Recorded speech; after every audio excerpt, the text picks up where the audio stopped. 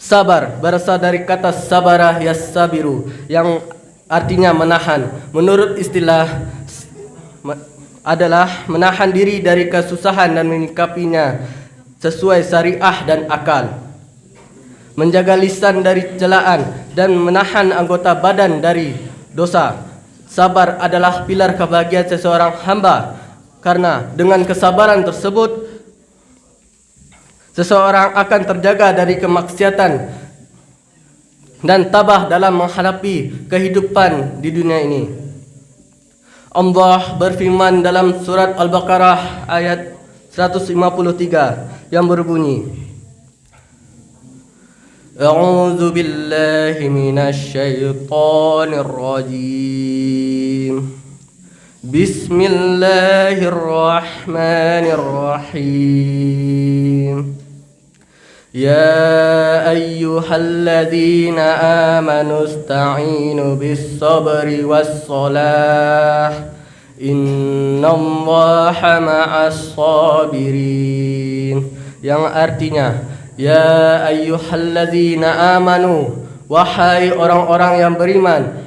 Hadirin dan hadirat yang dirahmati Allah Subhanahu wa taala.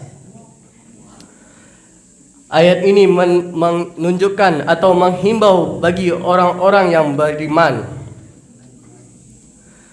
Ista'inu bis-sabri was-shalah. Mohonlah pertolongan kepada Allah dengan sabar dan solat.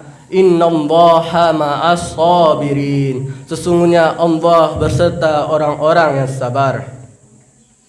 Sabar adalah ajaran yang banyak sekali disinggung dalam Al-Quran dan hadis, sehingga manusia senantiasa diarahkan untuk bersabar dalam menghadapi aspek kehidupan di dunia ini.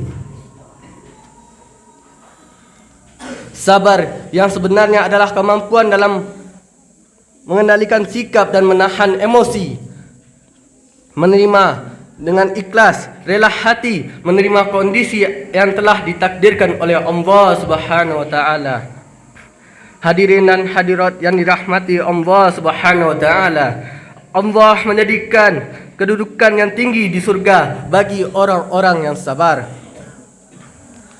Sabar terbagi tiga, yaitu sabar dalam ketaatan kepada Allah Subhanahu wa taala sampai hal itu dilaksanakan. Setiap ibadah yang kita lakukan pasti ada ujian dan cobaan yang akan dihadapi. Maka demi melaksanakan ibadah tersebut, kita harus ekstra sabar dalam menghadapinya. 2. Sabar dalam maksiatan sampai hal itu dijauhi. Menjauhi perbuatan, misalnya rokok, pacaran, atau dan lain-lain. Untuk menjauhi maksiatan tersebut, maka dibutuhkan kesabaran yang sangat luar biasa dalam diri kita. Kesabaran dalam menghadapi, karena godaan-godaan untuk melakukan maksiatan itu sangat banyak. Dari setan berbentuk golongan makhluk halus maupun setan berbentuk manusia. 3. Sabar dalam menerima takdir Allah Subhanahu wa taala. Yang kita hadapi tidak selalu yang kita inginkan. Apa yang kita inginkan karena mengikuti hawa nafsu, sedangkan sering cenderung mengikuti hawa nafsu. Sedangkan Allah lebih tahu apa yang kita butuhkan dan apa yang terbaik untuk kita. Maka kita harus sabar dalam menghadapi takdir yang kita tidak sesuai keinginan kita.